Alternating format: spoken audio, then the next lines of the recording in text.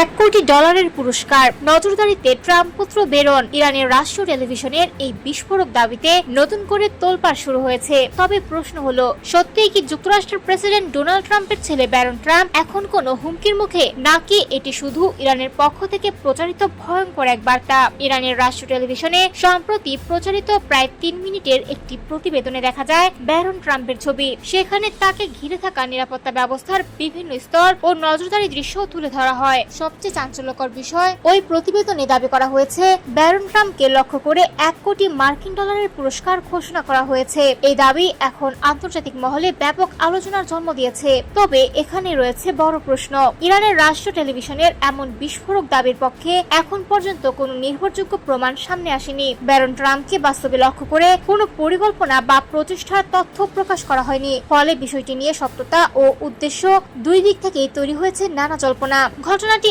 এমন এক সময় সামনে এসেছে যখন যুক্তরাষ্ট্র ও ইরানের মধ্যে উত্তেজনা দীর্ঘদিন ধরেই চরমে রয়েছে। সাম্প্রতিক সংঘাত এবং ইরানের শীর্ষ নেতাদের মৃত্যুর পর প্রতিশোধের যে আবহ তৈরি হয়েছে, এই সম্প্রচারকে তারই অংশ হিসেবে দেখছেন অনেকে। তাহলে কি ব্যারন ট্রাম্পকে নিয়ে এই প্রতিবেদন সত্যি বড় কোনো হুমকির ইঙ্গিত, নাকি এটি শুধুই মনস্তাত্ত্বিক চাপ তৈরির চেষ্টা? মাত্র কয়েক মিনিটের এই টেলিভিশন প্রতিবেদন এখন দুই দেশের চলমান উত্তেজনায় যোগ করেছে নতুন মাত্রা।